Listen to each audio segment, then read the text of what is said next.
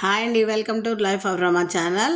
మీరు ముందే చూస్తూ ఉండుంటారు. ఇది సిరిమానోత్సవం, పైడితల్లి అమ్మవారి సిరిమానోత్సవం. చూసారా ఎంత కోలాహలంగా ఉందో ఇదంతా.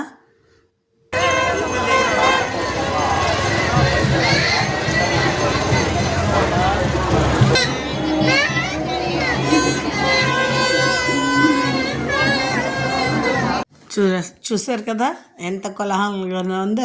పెట్టాను చిన్న మొక్క, ఎందుకంటే అంత గోల అది ఆపి మీకు వాయిస్ ఓవర్ ఇస్తున్నాను అనమాట. చాలా గోల కింద ఉంటుంది.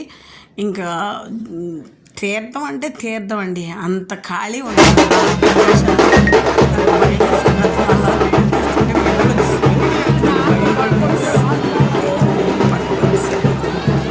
చాలా బాగా జరుగుతాయి.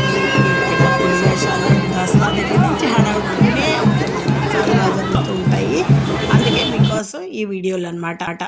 సరదాగా మీరు కూడా చూస్తారు కదా. చూసారా కోట అలంకారం మాత్రం చాలా బాగా చేస్తారండి. కోట అదంతా ముందు రోజు రాత్రి అనమాట.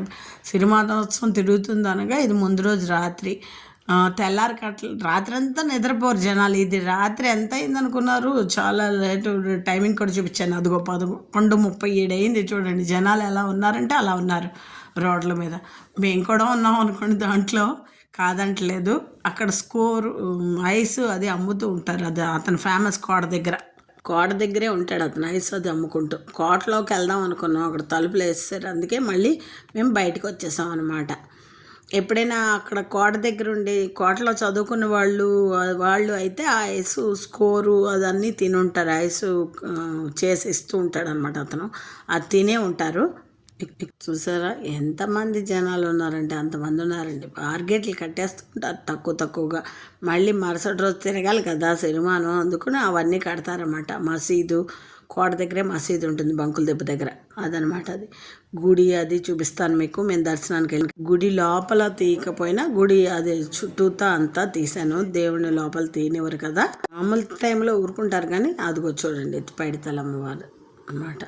ఎమ్మెల్యే గారు వెళ్తుంటే చాలా లైన్ ఉంటుందండి. ఎమ్మెల్యే గారు వెళ్తుంటే ఆ లైన్లో వెళ్ళిపోయాం అనమాట మేము, లేకపోతే మాకు దర్శనం అవ్వదు. అమ్మవారి దర్శనం లైన్ ఇది.